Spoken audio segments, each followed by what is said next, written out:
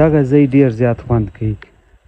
دغه باغونه چې دننه راشي بیا دا لاره کې درته یو دغه ناور دی، دې ناوره سره چې ودرېږې دا سیند دومره خوندور دی چې څه درته ووایم. مخامخ لمر دا دی راختلی دی، دې خوا ته زرغونوالی دی، باغونو دا شان دي، هاخوا ته هم زرغونوالی دی.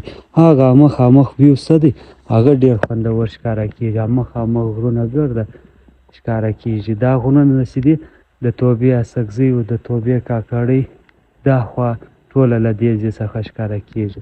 دا ګورئ دا ګرده غرونه توبې اڅکزیو د توبې کاکړۍ دي.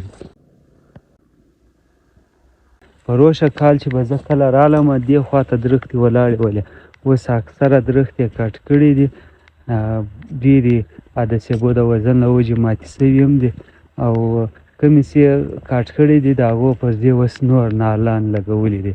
دغه د سیبو خواري ډېره سخته وي، د دې دا یو نال چې د یو سټیجه پورې رسېږي، کوم ټیم دی فصل کوي هغه تقریبا 15-20 کاله اخلي. هلته اوس هم نالان ولاړ دي یاره، چې موږ کوچني وو هغه ټیم سلا مخکې له هغه نالان لګېدل د اوس درختې نه دي ګټې سوي، دا ډېر ټیم اخلي غټېدو کې.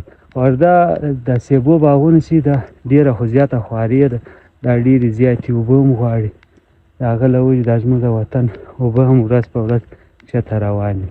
د باغو څه ښه دی چې خلک غنم وکري، شپږتې وکري، وربشې وکري، داسې فصلونه وکري چې هغه کمې اوبه غواړي.